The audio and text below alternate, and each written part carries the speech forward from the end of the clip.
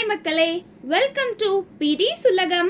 இன்னைக்கு சாட்டர்டே சீரீஸ்ல எதை பத்தின கதையை பார்க்க போறோம் அப்படின்னு தெரிஞ்சுக்க நீங்க ஆர்வமா இருக்கீங்களா? அதை சொல்றதுக்கு நானும் ரொம்ப ஆர்வமா இருக்கேன். வாங்க கதைக்குள்ள போகலாம். உங்கள எத்தனை பேருக்கு நாராயணன் அப்படின்ற சொல்லுக்குரிய பொருளும் அதை சொன்னா நம்மளுக்கு கிடைக்கக்கூடிய மகிமையும் தெரியும்? தெரியாதவங்க தெரிஞ்சுக்கோங்க. இந்த நாராயணா அப்படின்னு மற்றவங்களை விட இவர் ரொம்ப ஜாஸ்தியா சொல்லிக்கிட்டே இருப்பார். அவரு தான் நம்முடைய நாரதருக்கு ஒரு நாள் ஒரு சந்தேகம் எழுது. நம்ம நாராயணான்னு நிமிஷத்துக்கு 100 முறை உச்சரிச்சுக்கிட்டே இருக்கோம். இந்த நாராயணர் அப்படின்ற சொல்லுக்குரிய பொருள் என்ன? அதை நாம சொல்வதால் நமக்கு என்ன மகிமை, இல்ல மத்தவங்க சொல்வதால் மத்தவங்களுக்கு என்ன நன்மை ஏற்படும் அப்படின்னு தெரிஞ்சுக்க ஆசைப்படுறாரு. உடனே பெருமாள் கிட்ட போயிட்டு இந்த ஐயத்தையும் கேட்கிறாரு. அப்போ பெருமாள் சொல்றார், நீ நர்மதை நதிக்கரைக்கு சென்றாய் என்றால் அங்கு ஒரு வண்டு இருக்கும், அது கிட்ட நாராயணான்னு சொல்லு அப்படின்னு சொல்றாரு.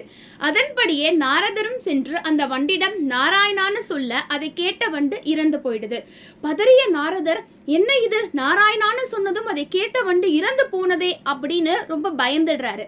அப்போ அசரீரி மூலியமா ஒலித்த நாராயணருடைய குரல், நீ அடுத்த ஆற்று படுக்கையில ஒரு கிளி இருக்கும், அதற்கிட்ட போய் சொல்லு அப்படின்னு சொல்றாரு.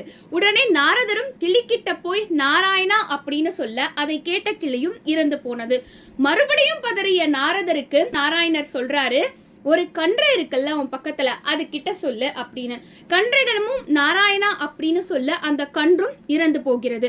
உடனே பதறியவர், ஐயோ என்ன இது, நான் நாராயணான்னு சொல்ல ஒரு ஜீவராசிகளும் இந்த மாதிரி அதை கேட்டு இறந்து போயிடுதேன்னு சொல்லி ஓடி வராரு வைகுண்டத்துக்கு. பெருமாள் கிட்ட சொல்றாரு, ஐயா என்ன இது, நாராயணான்னு சொல்ல அதை கேட்ட உயிரினங்கள் இறந்து போய்விடுமா அப்படின்னு கேட்க நாராயணர் சிரிச்சுக்கிட்டே, இந்த முறையில் நீ காசியில் இளவரசர் கிட்ட போயிட்டு நாராயணான்னு சொல்லி பாரு அப்படின்னு சொல்ல நாரதர் உடனே பயந்துடுறாரு.